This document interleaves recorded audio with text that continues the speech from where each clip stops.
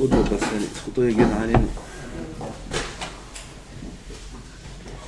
הנה le shiur d'Halakha, la semaine prochaine, une bonne heure, 6 heures, bien, comme il faut préparer, rédiger, résumer. שיטות, הלכות, ראש, רשב"א, עולם. טוב, זה ספר מידות נכתב ונחתם בטבעת החוכמה ללמד לאדם דעת. נכתב ונחתם בטבעת. Là, il nous rentre dans l'ambiance de Purim. C'est les mots de la Megillah. נכתב ונחתם בטבעת המלך. À ce livre-là, c'était l'habitude des Chachamim de parler en utilisant des tournures de phrases, des psukim. Bassal et Alav Shalom, on parle de lui. Bassal lui-même, il y avait d'autres, un dans la famille Abu Hatzira, je crois qu'il parlait que comme ça. Toutes ses paroles, c'était des psukim. Même pour parler des choses, il parlait avec son ami. Il veut un café, Kawé Lachem. Kawé. Il veut toute chose qui a, pasouk. Ils sortaient de leur bouche que des psukim, que de la kedusha. De la même façon qu'il y avait des chachamim qui ne mangeaient pas d'une séouda de Reshut, une séouda qui n'est pas d'une mitzvah, ils ne touchent pas. Comme déjà c'est mentionné cette khumra là dans les Amorim dans la Gemara. Pareil, ils avaient une khumra de ne pas sortir de leur bouche un mochol. Même quand ils devaient parler de choses qui étaient... Ils utilisaient des psukim. Ils étaient baqués dans tout le Tanakh, par cœur. Chaque fois qu'il a besoin de quelque chose, il sort un pasuk, voilà, là il y a café, là il y a cette chose-là, il y a les narlaim, il y a les כל מה שצריך. אז là aussi le rabbi disait, Sefer Midot, נכתב ונחתם בטבעת, c'est les psukim de la Megillah. החוכמה ללמד לאדם דעת. Pour enseigner à l'homme le da'at, ce livre a été écrit, להיות ספר זה בידי כל איש לכלי אומנות לתקן מתוכו מידותיו ומעשיו. Ce sefer-là, ça va être un ustensile professionnel, artisanal, pour réparer quoi? L'artisan, il a des kelim qui sont spécifiques à son art.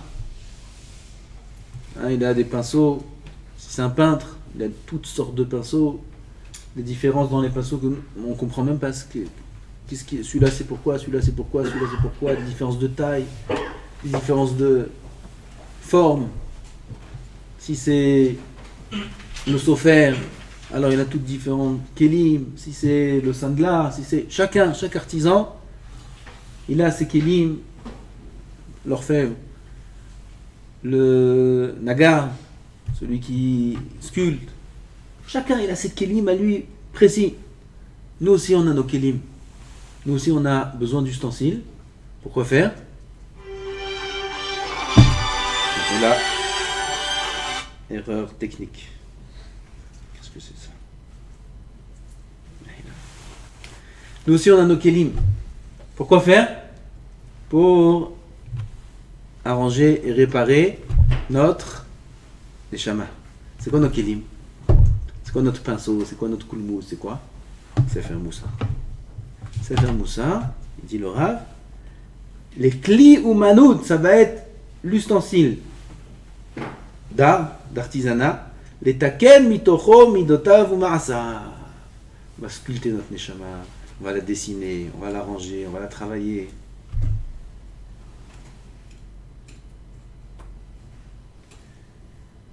Et mimela ma'asav, nos actions, comme on a vu plus haut, que toutes les actions de l'homme, elles sont enracinées dans les midot. Si on arrive à réparer nos midot, automatiquement nos actions elles sont réparées.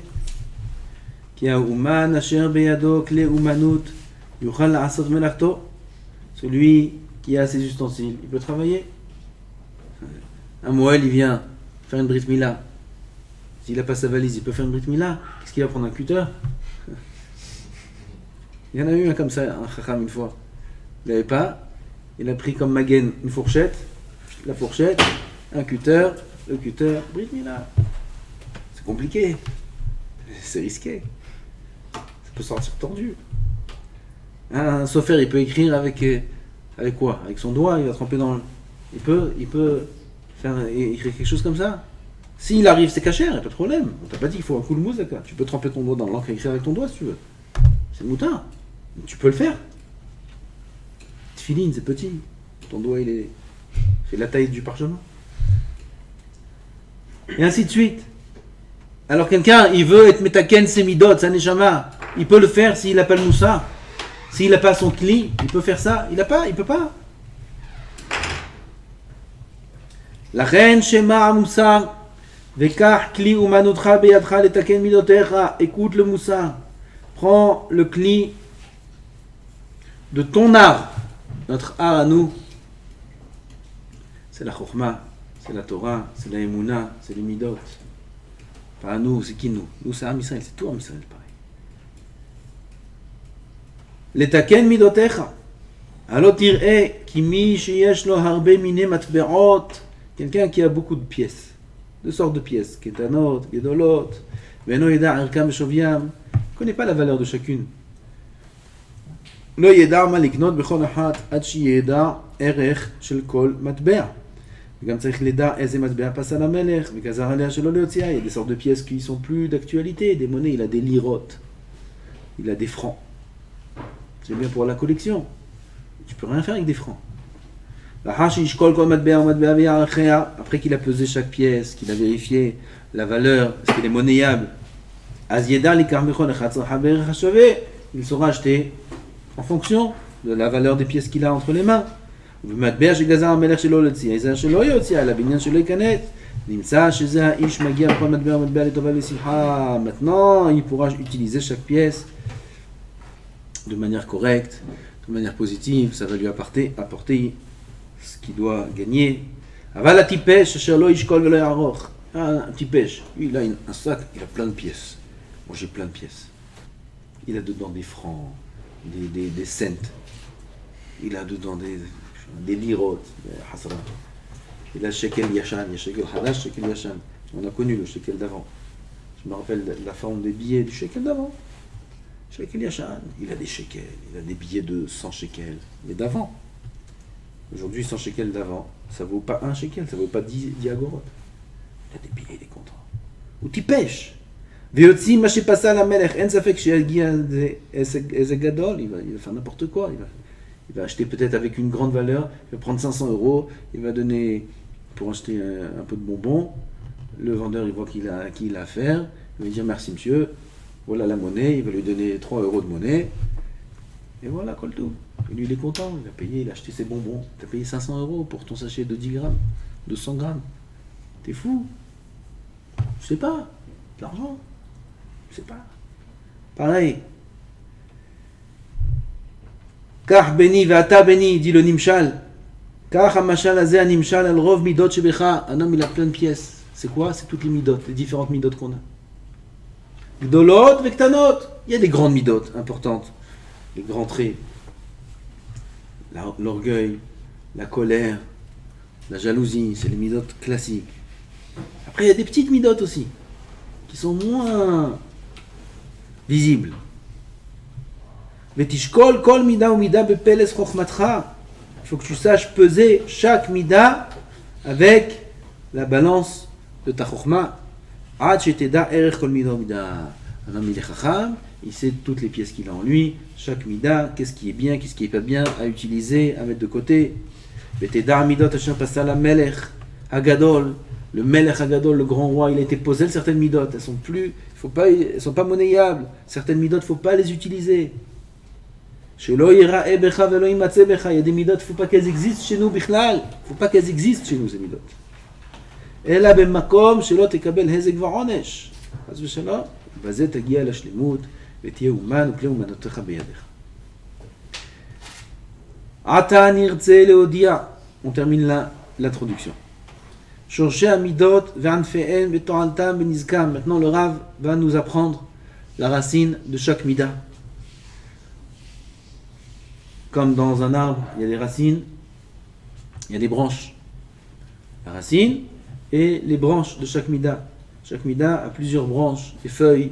Ça se sépare en beaucoup de détails de différentes midot qui sont rattachées à cette mida principale.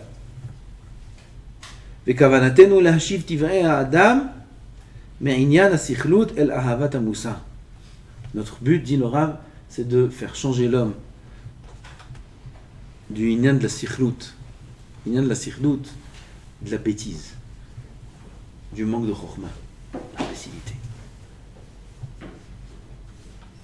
Aujourd'hui, il y a quelqu'un qui m'a dit, Kvod Harav, être à la yeshiva, c'est vraiment l'ishma. Il m'a dit ça aujourd'hui. Je ne raconte pas ça pour ce qu'il a dit, je raconte ça pour la réponse que je lui ai dit. C'est l'ishma d'être à la l'ishma. Vous savez c'est quoi l'ishma? Okay. C'est l'ishem shamaim, ça veut dire c'est dur. Il y a des sugiyot, ça, des sugiyot de Gemara, c'est l'ishma, il faut les étudier parce que vraiment, elles ne sont pas intéressantes, il n'y a rien à apprendre, c'est pas d'actualité, c'est des sugiyot dans Baba Batra, Quel rapport maintenant, des mots bizarres, des noms, qu'est-ce que c'est ça, qu'est-ce que c'est ça, qu'est-ce que c'est ça, qu'est-ce que c'est ça. D'abord, on étudie à Torah l'ishma. C'est la parole d'Hachem, Nachon, pas intéressant, et ça nous apporte rien, et on n'apprend rien du tout, juste qu'est-ce que c'est ce cli-là, qu'est-ce que c'est celui-là, il va dire celui-là, ça, selon ça, non, d'accord. Apprends-moi dans la Chod de Netilat Yadayim, apprends-moi dans la Chod de Zé, qu'est-ce que tu vas apprendre des choses maintenant que jamais de la vie j'utiliserai. Tu dis l'ishma, ça s'appelle l'ishma. L'ishma, c'est parce qu'Hachem il a dit. Alors il m'a dit ce barreau, être à la yeshiva, c'est l'ishma. Ah, c'est l'ishma, ça veut dire, c'est vraiment dur. Mais on fait ça, les Shem Hachem. Alors je lui dis, mais moi je crois que je suis à la yeshiva, pas l'ishma. Pas du tout. Pourquoi c'est pas l'ishma? C'est un profit 100% de travail yeshiva. Pour soi-même. Parce que qu'est-ce qu'il y a dehors? Qu'est-ce que tu proposes à part ça? Qu'est-ce que tu me proposes? Allez, je t'écoute, vas-y. Qu'est-ce que tu me proposes? Regarde, t'es dans le bus. Je dis ce que j'ai dit à ce tzaddik-là. T'es dans le bus. Tu les vois tous dans le bus, comment ils sont? Avec des trucs comme ça sur les oreilles. Avec leur téléphone.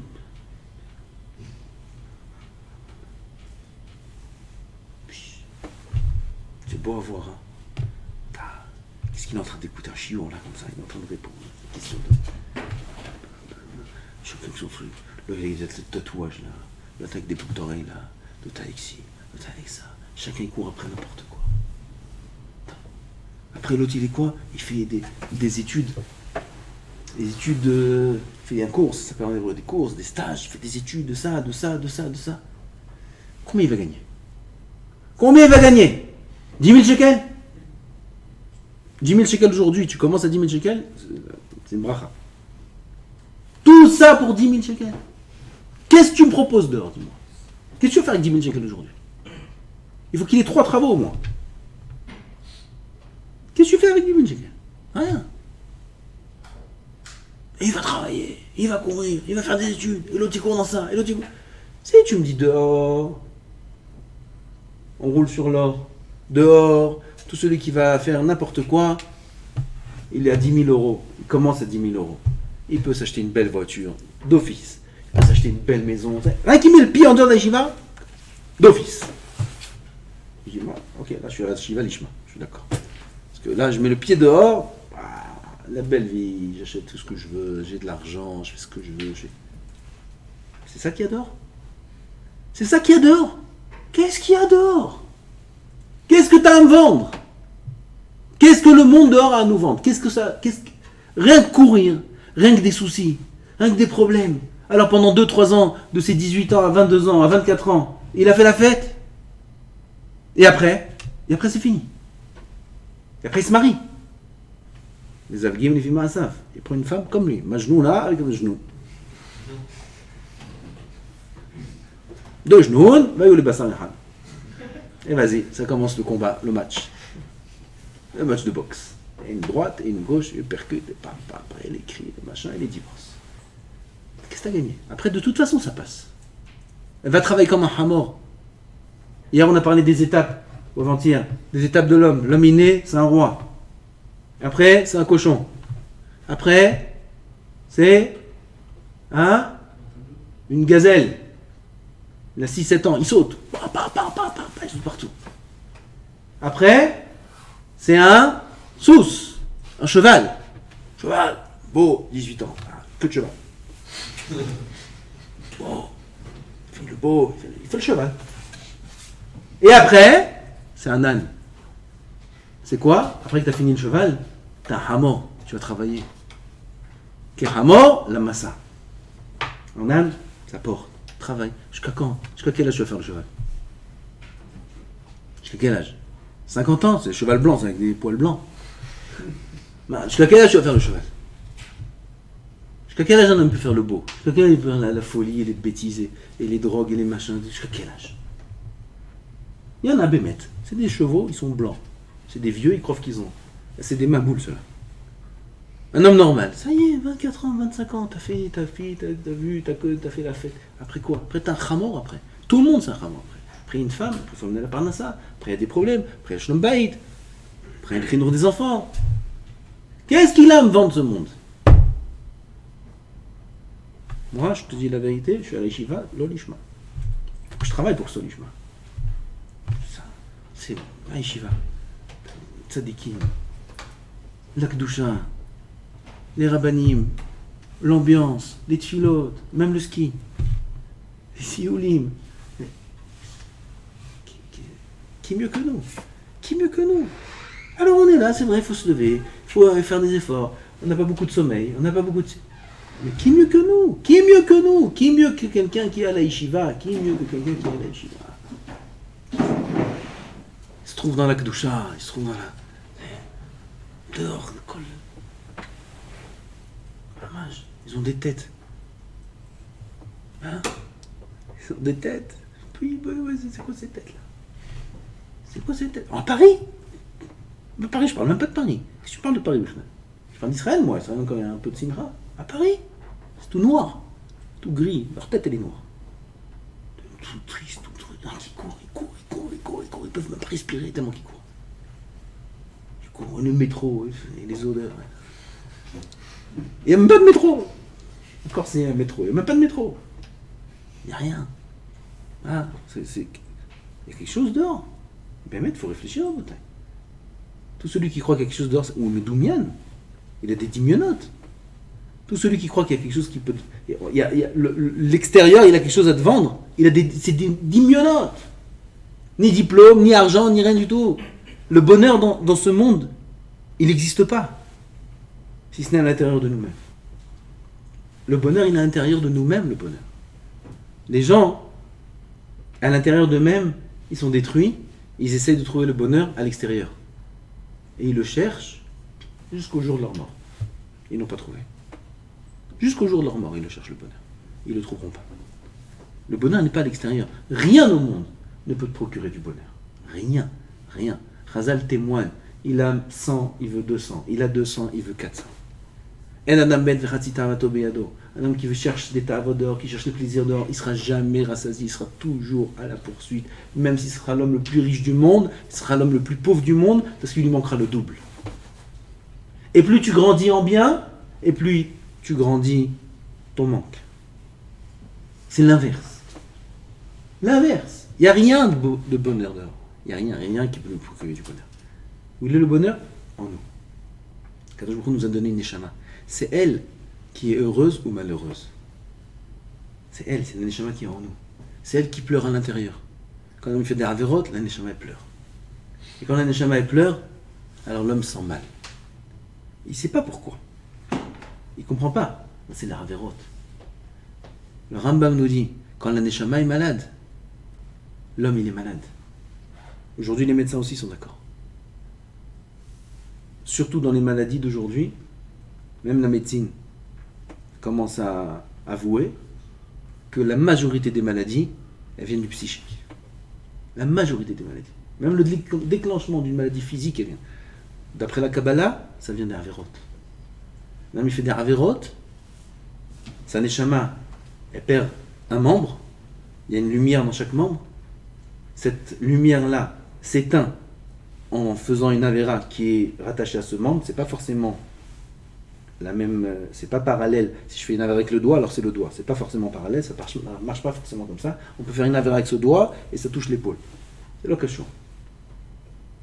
Il fait une avéra, il éteint la lumière qui éclaire, qui illumine, qui fait vivre cette partie du membre de son corps. Quand elle s'éteint la lumière, le membre physique ne reçoit plus la chayout, la vie. De la même façon que quand la neshama sort du corps, l'homme meurt, le corps est inerte. Pareil, il peut y avoir une mort d'une partie du corps.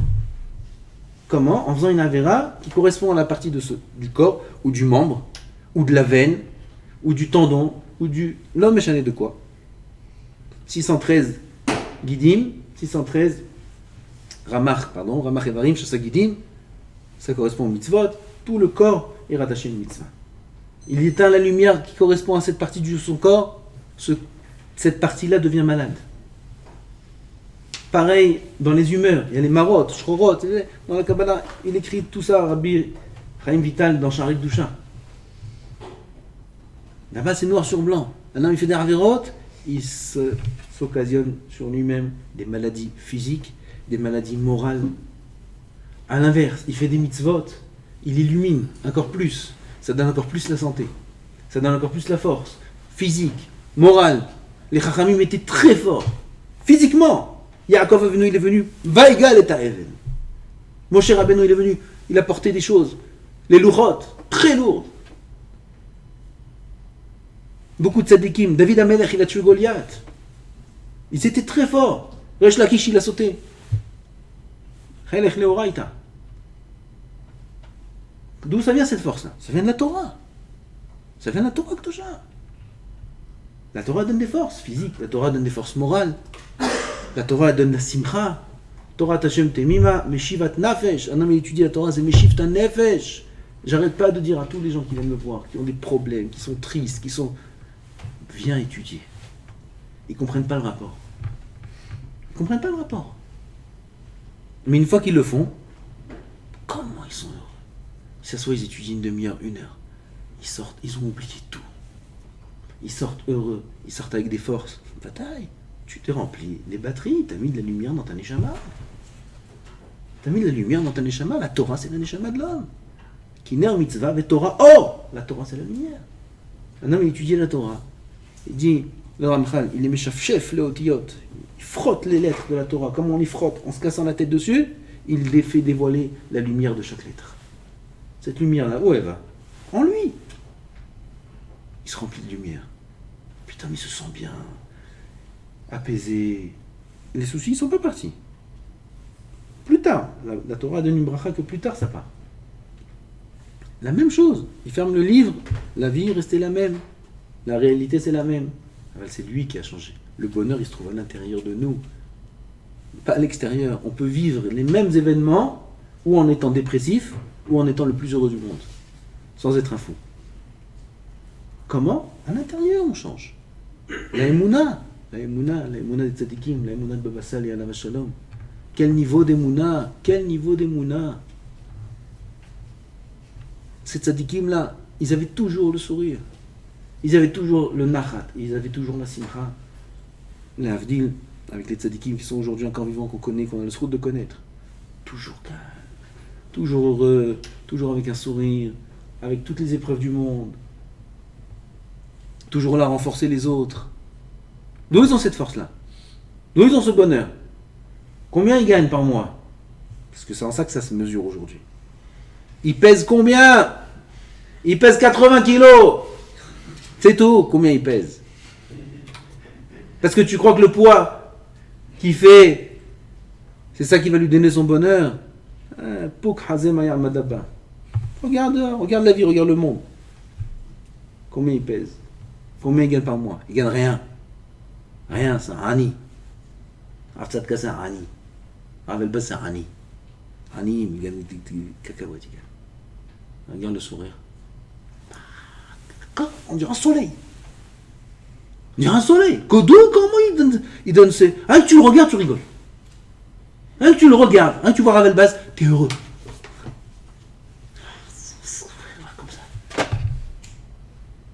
Tu crois qu'il sourit comme ça hein, que quand tout va bien chez lui? Et quand ça va pas, tu l'as vu faire la tête? On n'a jamais vu. Et ça va toujours bien chez lui? Pas du tout. Pas du tout. Les épreuves, jusque-là. Jusque-là. Pas des petites épreuves, pas des choses. Et alors, comment il sourit? Le bonheur, il est en lui. Il est en lui, le bonheur. Les événements de la vie, on peut les vivre de différentes façons. Tu vois des gens, ils font la tête toujours, pour rien. Qu'est-ce que t'as? Ouais, je sais pas, je truc à la banque, je sais pas, on est mort, je me saoulé. Sur un cafard. Sur quoi? Sur rien.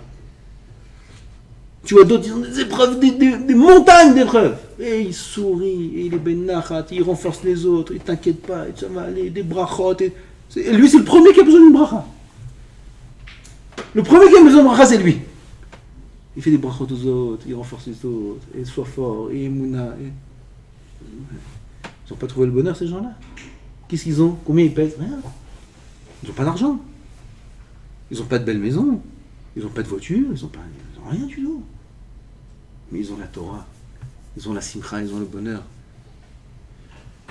Regardez Rav Tzadka, chérie. Quel sourire, quel narrat. Depuis presque 25 ans que je le connais. La même chose. Je sais un petit peu, j'ai entendu l'émission. La même chose. C'est un homme heureux. Heureux. Il est cachour dans Hachem. Il est avec Hachem. Quand on est avec Hachem, on peut être que heureux. On peut être que bien. Quand on a la Torah, on peut être que bien. Ça vaut des milliards à Botaï. La Torah, la Yeshiva, ça vaut des milliards. Comment on peut être à la Yeshiva, l'Ishma, je ne sais pas. Comment on peut être l'Ishma, la Yeshiva? Celui qui a du date, la Yeshiva, c'est un bonheur. Avec tout ce que ça comporte comme effort à fournir. Justement, les efforts qu'on fournit, c'est eux qui nous procurent le bonheur.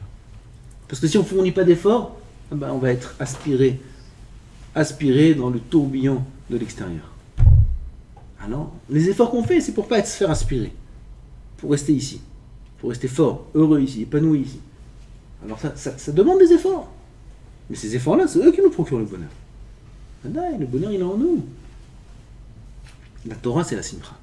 La Torah, c'est le bonheur. Il faut être marzik de Torah.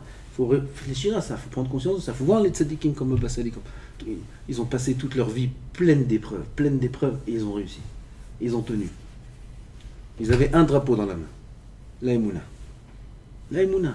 Ils sont partis du début de leur vie jusqu'à la fin de leur vie avec la Emouna. La Emouna en Hachem. C'est elle qui leur a donné la simcha, c'est elle qui leur a donné les forces, c'est elle qui leur a donné de grandir en Kedusha, en Torah, en Ruach HaKodesh, à atteindre des niveaux tellement grands dans des Nissim et Niflaot. Comment on arrive à ces choses-là? Comment? La Emouna la plus simple du monde. Ça, c'est le bonheur. Où tu le trouves? À l'intérieur. En toi-même. Tu n'as rien besoin de chercher ailleurs. Ailleurs, un peu de pain, quelques shkalim pour vivre, de quoi payer un loyer, un peu le frigo. C'est tout. C'est tout. À part ça, je te pars chez moi. Tout va bien. Tout va bien. Ça, il faut faire attention. Faites mitbonen beze, shem bezekim. Baruch Adonai le'olam. Amen.